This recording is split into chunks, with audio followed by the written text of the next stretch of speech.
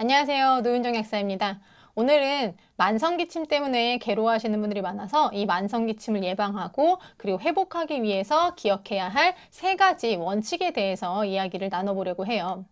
우리가 비염이나 감기, 코로나, 폐렴을 앓고 난 이후에 기침이 계속된다는 건 사실 호흡기 점막 손상이 완벽하게 회복되지 않았다는 의미인데요.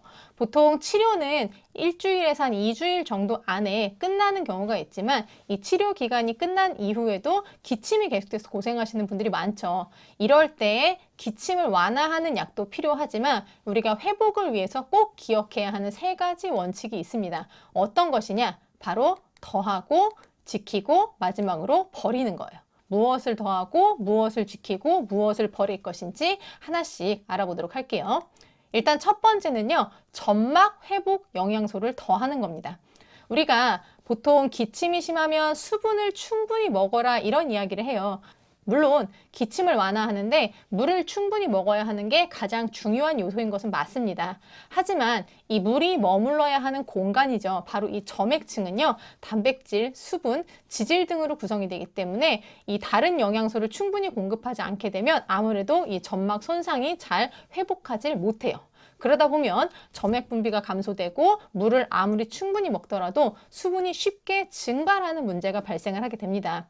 그래서 이 점막 손상 회복에 가장 기본되는 영양소인 아미노산을 회복기에는 챙겨주시는 게 좋고, 그리고 또 하나는 여러분들이 많이 드시는 배즙이나 도라지즙 이런 종류는요, 점막이 잘 회복하기 위해서 더 이상 손상되지 않도록 도와주는 식물 영양소에 속해요. 그래서 이런 것들을 같이 조화롭게 섞어 먹는 게 무엇보다 중요한데요. 휴베이스 약국에는 그래서 이런 식으로 점막 회복 영양소라는 목적으로 해서 보시는 것처럼 점막의 손상을 보호하는 식물 영양소, 다양한 것들과 점막 회복을 돕는 아미노산, 그리고 세포가 에너지원으로 활용할 수 있는 포도당까지 함께 들어있어요. 그래서 여러분들이 만일에 비염이나 코로나, 감기, 폐렴 후에 기침 회복기에 필요한 점막 회복 영양소를 찾고 계시다라고 한다면 휴베이스 약국에서는 깨끗한 베이스라고 하는 제품을 만나보실 수가 있습니다. 두 번째는 아까 뭐였습니까? 두 번째는 지키는 거예요. 뭐를 지키는 거다? 체력과 면역을 지키는 겁니다. 왜냐하면 아무래도 체력이 떨어지고요, 면역력이 약해지면 몸의 회복 속도가 느려질 수밖에 없어요. 우리가 보통은 체력을 올린다, 면역을 올린다 라고 한다면 힘이 뿜뿜 나는 에너지 원만 생각을 하는데요. 체력과 면역을 지키기 위해서는 무엇보다도 밸런스, 균형이 중요합니다. 어떤 균형이냐? 에너지 생성은 돕고 면역력 강화는 돕되 이미 망가져 있는 신체 불균형을 개선하기 위한 영양소도 같이 배합을 할 필요가 있다는 거죠. 그런 관점에서 만들어진 게 휴베이스 약국에서는 힘나는 면역 영양제라고 하는 밸런스 포텐시 이뮨이 있어요. 자세한 거는 가까운 휴베이스 약국 가서 찾아보시면 되는데, 구성을 살짝 보시게 되면 정제와 이제 아래쪽에 액제로 같이 먹는 구성인데요. 정제 쪽에는 에너지를 생성하고 면역력을 높이는 것이 집중되어 있다면, 특히 베타글루칸이 들어있어서 면역세포의 활동성을 안정적으로 확보하는 데 도움을 주고요. 아래쪽에는 우리가 체력이 떨어지고 면역이 떨어지고 아프고 나면 아무래도 몸의 전반적인 기능이 무너져 있습니다. 그래서 이런 부분에 있어서 위장 기능도 올려주고, 그리고 몸에 생겨난 염증들을 조절해 줄 수 있는 식물 영양소가 함께 들어있어서 이 면역과 체력과 그리고 신체 불균형을 개선하는 데 함께 도움을 줄 수가 있어요. 그래서 이 감기나 비염, 코로나, 폐렴을 앓고 난 이후에 기침이 나아지는 과정에 힘나는 면역이 필요하다라는 순간에는 이 제품을 활용해 보실 수도 있겠습니다. 세 번째는 뭐였죠? 세 번째는 버리는 거였죠. 뭐를 버릴 겁니까? 점막 손상 음식을 버릴 거예요. 이거는 제가 정말 많이 얘기해 드리는 부분인데요. 저는 감기가 앓고 난 이후, 그리고 비염을 앓고 난 이후, 사실 제가 12월에도 폐렴으로 살짝 아팠는데 그럴 때 낳고 나는 과정에서 제가 절대 먹지 않는 게 있어요. 바로 커피입니다. 왜냐하면 커피에 들어있는 카페인은요, 아무래도 수분을 빼앗아서 이 점막을 계속 마르게 하기 때문에 여러분들이 커피 먹고 물 먹고 하면 정말 아무 의미가 없어요. 그리고 또 하나, 술이죠, 술. 소량의 알코올이 들어가는 것 또한 몸을 마르게 하기 때문에 역시나 추천하지 않아요.